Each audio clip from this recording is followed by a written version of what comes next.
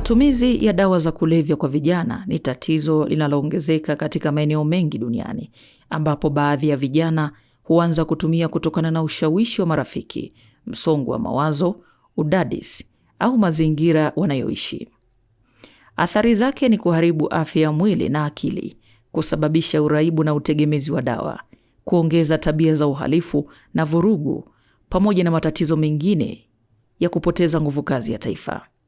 Mkoa wa Tanga ni miongoni mwa mikoa iliyoathirika zaidi na matumizi ya dawa za kulevya nchini Tanzania, hasa kutokana na nafasi yake ya kijiografia na njia za usafirishaji wa dawa hizo. Kwa mujibu wa utafiti uliochapishwa mwaka 2016 na watafiti kutoka MOHAS, UCSF na CDC, mkoa wa Tanga ulikadiriwa kuwa na watumiaji wa dawa za kulevya 5190, wakiwemo takribani 540 waliokuwa wanatumia dawa kwa kujidunga, ikiwa ni miongoni mwa idadi kubwa zaidi nchini kwa wakati huo, lakini hali kwa sasa imebadilika. Mimi kwa majina naitwa Inspector Sharifu Kawinga, niko kitengo cha kudhibiti na kupambana na dawa za kulevya upande wa Jeshi la Polisi mkoa wa Tanga. Kwanza nianzie hali ya huko nyuma, namna ambavyo mimi naifahamu Gift of Hope ambao kwa sasa wako chini ya Tanga yetu. Tumekuwa tukishirikiana nao vyema na vizuri katika vita hii ya kupambana dhidi ya dawa za kulevya, kwa maana ya uingizaji, usambazaji pamoja na matumizi. Japo wenzetu wamejikita zaidi katika kusaidia utengemao wa wenzetu wa raibu, maana ya kuwasaidia utengemao pamoja na kutoa elimu. Ushirikiano wa sisi na wao uko vizuri, lakini hata pia mabadiliko yanaonekana kwa vitendo, kwa maana kila mtu anaona. Zamani mapokeo kwanza ya jamii yalikuwa ni magumu, hasa kwa sisi Jeshi la Polisi. Kwa hiyo ilikuwa mtu akikuona askari umekwenda kwenye zile maskani zao ambazo za watumiaji, yeye notion yake ni kwamba wewe umeenda kumkamata. Kwa hiyo ilikuwa ni ngumu kumfikia. Kwa hiyo ukienda tu yeye anakimbia. Anakimbia. Lakini kupitia wenzetu Gift of Hope, kwa sababu wao ni sehemu ya ile jamii.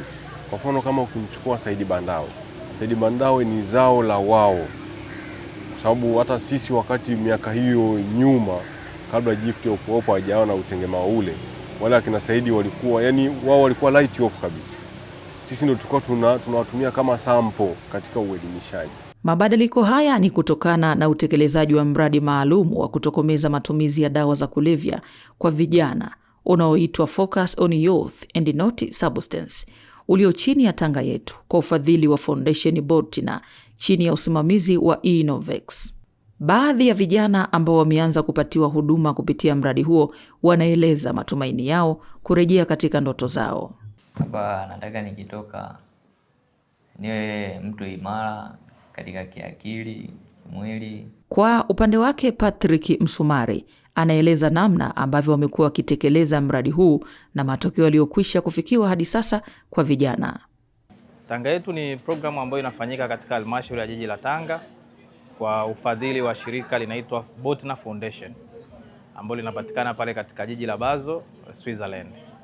Programu hii ilianza mwaka 2019 kwa awamu ya kwanza, ambapo tukaikamilisha mwezi wa pili 2024, na kuanzia 2024 mpaka 2027 tunatekeleza awamu ya pili ya programu ya Tanga yetu.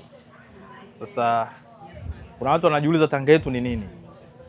Tanga yetu sio shirika, sio kampuni, wala sio NGO, lakini ni mradi ambao lengo lake ni kuweza kuwasaidia vijana na watoto katika halmashauri ya jiji la Tanga kwenye maeneo mbalimbali, ambao haya maeneo kimsingi ndio wale maeneo ambayo tunayafanyia kazi. Na eneo la kwanza ni eneo la elimu, eneo la pili ni eneo la afya, eneo la tatu ni eneo la teknolojia na ubunifu, eneo lingine ni eneo la mazingira, nikimaanisha environmental sustainability, lakini eneo lingine ni eneo la youth engagement. Kijiografia, mkoa wa Tanga upo mwambao wa bahari ya Hindi na una bandari, ambapo hali hiyo inatajwa kuchangia uingizwaji wa dawa za kulevya kutoka mataifa mengine, huku vijana wakiwa ndio waathirika wakubwa. Lakini kwa jitihada hizi, dalili njema zinaonekana. Edith Peter, TriGen Media.